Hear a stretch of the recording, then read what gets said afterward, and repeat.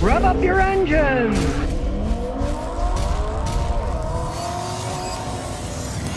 Well, GM has a new business fixing Tesla EVs. Now, since 2021, GM has fixed more than 11,000 Teslas, according to the president of GM. You know, Tesla doesn't have their own dealership. And getting them fixed is always a hassle that you got to wait. Sometimes people are waiting months, right? So GM has fixed a bunch of their competitors' cars, their shops. Now, realize one thing. The GM dealerships are privately owned. And these guys are trying to make money. Fixing cars is one of the reasons they make a lot of money.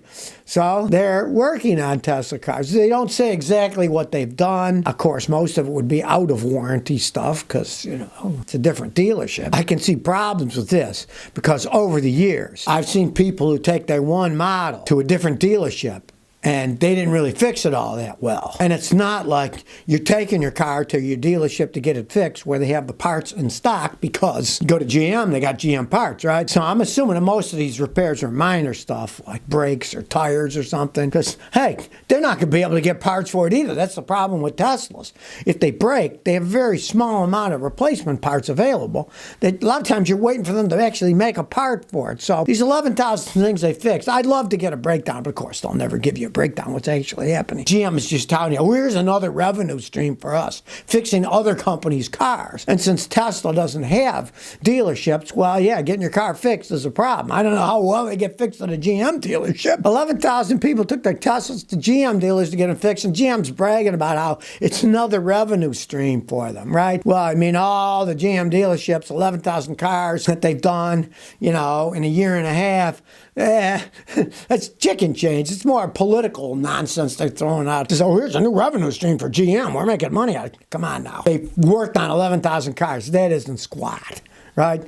Like I said, they're not going to be doing serious work. Where are they going to get the parts from? It's crazy what the world's come to. But they brag about it because they got to brag about something at GM. Well, here's one showing you about crooked Toyota dealers, right? Frank in Scranton, Pennsylvania. And here's what he says. Last month, I took my 2013 Tacoma to the dealership for the frame inspection. While I was there, they did a complimentary inspection. Before I took it in, my Pennsylvania garage said the truck will need front brakes next year. I've only put 1,000 miles on since then now. So they tried at the Toyota dealers, tell me all brakes, exhaust system, and their complimentary inspection resulted in a $5,418 estimated bill. I told them I only wanted the frame recall work done. So they sprayed the frame with some coating. Ooh, whoop-de-doo, right? On the bill, at the end, it says the calipers were seized and the customer requested OEM brake parts. I never requested anything except to have the recall done. The brakes are working fine. So he sends me a copy of the bill, and lo and behold, you know, it's almost $6,000 they want on a Tacoma. These Toyotas generally run forever, right? They just try selling the kitchen sink to everybody who comes in. It's just disgusting. It really is. And this is exactly what I warned people about. I even made a video about it. They got to fix the frame if it's rusting. They got no choice, right? So they supposedly sprayed some coating on the frame, right? But meanwhile, they tell them, well, you need $5,500 worth of work done to your vehicle. This is why I say, whenever you have a recall or anything done, tell them, just like he did, you only want the recall done. You don't want anything else done. Because, like in his case, try to charge him $5,400, but on the bill it says customer required OEM parts for the brakes, and the guy didn't even ask for any of that stuff. They just flat out lie. So, if at all possible, try to avoid these places. You know, if there is a recall, do like he did and say only do the recall stuff. Now, on the other hand, you know, they could have tried to sell you stuff, but like him, ignore it. Don't take it. He just had it inspected a month before, right? And they said the brakes will need done next year, and then they're trying to sell them all the stuff right away. Say, no, it's seized. If the caliper was seized, the brakes wouldn't work right. And he said they work perfectly fine. So stay away from these people. Just stay away from them. They're not honest. Franklin 46208 says, why do my spark plugs keep burning out? I got an 06 F-150 V8 Triton. I changed my plugs and coils, but the ground electrodes on the spark plugs keep burning off and fouling the plugs. Is there a fix for this? What would make it happen? That particular engine had a problem with the original equipment spark plugs loosening off and blowing up. Make sure that you get the new design spark plugs and tighten them up correctly. Get a torque wrench in that case, because it's very particular on those engines. They had problems with the heads, right? Another thing that will do that, and it's so easy to do, is just Get a ground strap. Go to auto parts store. Say you want a ground strap, an extra ground strap. They'll sell you the ground strap. Then bolt that to the negative terminal of the battery. Okay. Then the other end, bolt it to any large bolt on the engine. Any bracket, alternator bracket, whatever, bolt the other end. That will ground the engine perfectly. If your engine is not ground correctly, your plugs will keep burning out because it's not grounded right, and they're going to be going nuts trying to get enough fire, and they tend to burn themselves out. And a lot of times Fords do lose their grounds to the engine. Do that, and if that fixes it, voila. Now, if not, like I said, get the aftermarket plugs, the new ones that are made for replacing the old ones that had problems, and torque them right, because they do have a problem with blowing out. If they're leaking, they'll run lean, and if they run lean, they burn the plugs out faster. So it could be that. Try grounding at first. A lot of times it's just a bad ground. That says, what engine oil should I use? I got a 1956 Willys Jeep with the L6226 engine. Realize those engines were designed for straight weight oil. Oil was different in those days. And you'd have to use 20 weight in the winter and 30 or 40 weight in the summer, right? Well, now they're detergent oils that are multi-weight. So if you don't want to change your oil in the summer and the winter, I would use like a 20/40 modern oil that's a detergent oil.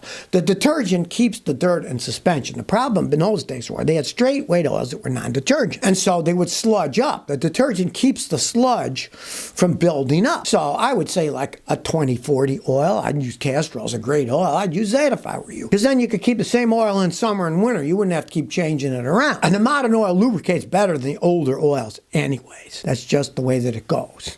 Now, on the other hand, I would not buy a synthetic oil, because on those old things, you put a synthetic oil which flows better. A lot of times they'll start leaking all over the place. I would use a conventional 20/40 oil. I would not use a synthetic one on that particular engine.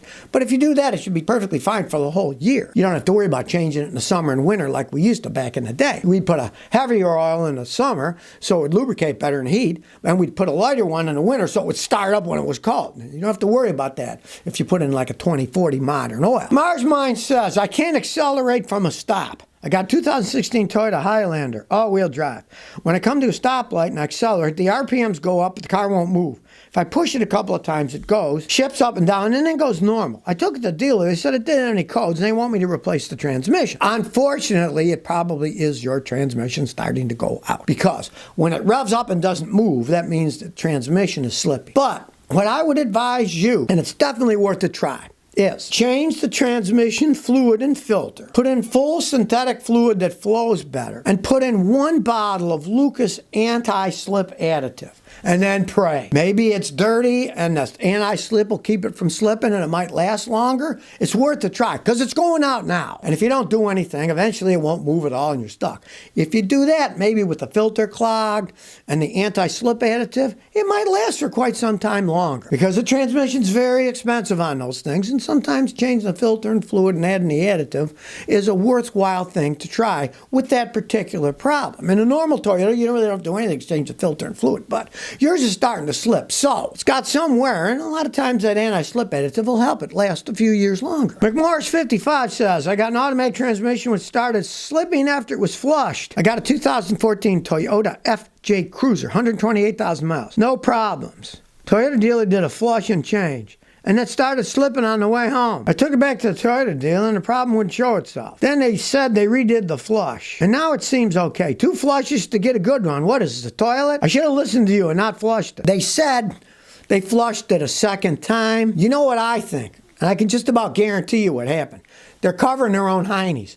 They probably did not put the correct amount of fluid back in, because if you don't have enough fluid, guess what? It'll start slipping, right? So they BSing you, well, we flushed it and then I got the air bubbles out, blah, blah. Load of baloney. They probably just didn't put enough fluid back in. They're covering their butts and they're not going to tell you, right? I mean, it works okay, great. Don't worry about it. But don't ever get a flush done again. It can cause problems. It can create problems that you didn't have any problems in the first place. And I mean, it's stupid. They love it because they charge you more money. Well, we had to hook up the fancy machine that costs money, blah, blah, blah, right? No, don't. Just drain, fill, and change the filter. That's all. Don't do that. Now, I'm assuming they just didn't put enough fluid back in, right? And then they thought, oops. And then they filled it up right and said, oh, we had to flush it to get the air bubbles out. Load of baloney. They tell more lies at the dealerships. Make your head spin. So if you never want to miss another one of my new car repair videos, remember to ring that bell.